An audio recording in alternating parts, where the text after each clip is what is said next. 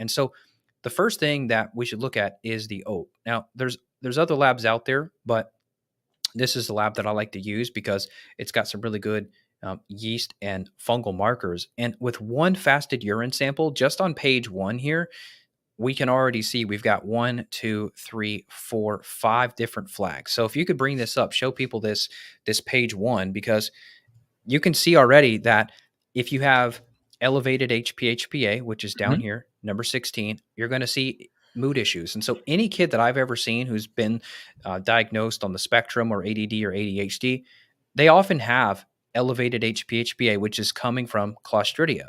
There's bacterial dysbiosis here, more dysbiosis here. You've got Fusarium, which is a mold here. You've got Arabinose, which is Candida, off the charts at 480. So if you literally just had page 1 of this OAT test done on yourself, you can change your life just with this data alone.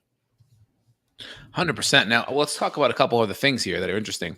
So the HPA, what's the mechanism of that impacting the brain or impacting some of the mood stuff? So there's a picture on the OAT. If you scroll down, it'll take you to this page here. This is page 7. And they're showing this little chart here for folks listening on the audio. They're showing this little circle, if you will, of how things are supposed to happen, where phenylalanine will be affected by Clostridia. So the dopamine is normally broken down into norepinephrine and epinephrine. Now, the ratio gets screwed up. Your HVA can go sky high. Your dopamine can go sky high because the Clostridia inhibits this enzyme.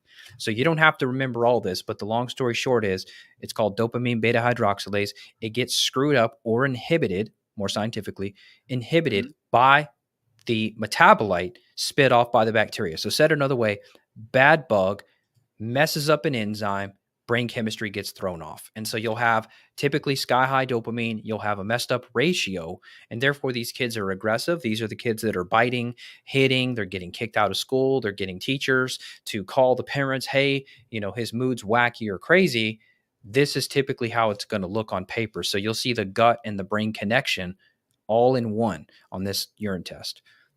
Interesting. So the enzymes by that Clostridium bacteria are messing up the dopamine metabolism, essentially.